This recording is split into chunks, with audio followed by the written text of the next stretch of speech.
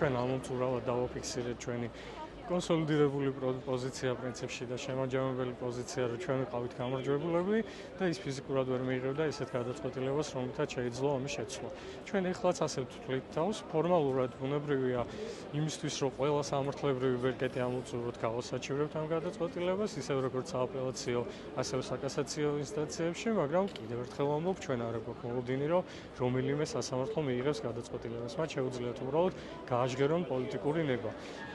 ბუნებრივია ჩვენთვის საკმარისი არ არის, ვეცდებით ასევე თუ იმ დროისთვის ხელმომწერი იქნება საქართველოს ადამიანის უფლებათა საყოველთაო დეკლარაციის და კონვენციის, მაგ შემთხვევაში გამოვიყენოთ სტრასბურგის სასამართლოთი გასაჩივრების უფლებაც. ჯამში ეს ყველაფერი მიმართულია ამისკენ, რომ ჩვენ შევძლოთ დოკუმენტირება ამ პროცესების იმდენად და სათანადოდ, რომ ოდესმე როცა რეაბილიტაციის პროცესი განიხილება ბიჭების, იქ არსებობდეს მატერიალურად შედგენილი გამართული მტკიცებულებების ერთობლიობა, რომელიც არა მარტო ბიჭების მიმართ უკანონო წარმოებას დაადეკლარირებს და დაადასტურებს, არამედ გამოყენებული იქნება ამ ბიჭების მიმართ ჩადენილი დანაშაულების როგორც მტკიცებულება, ისევე როგორც საქმის მასალები, ასევე საქმის შემაჯამებელი გადაწყვეტილებები. ჩვენ არა თუ იმედი გვაქვს ამის, არამედ დარწმუნებული ვართ ამაში.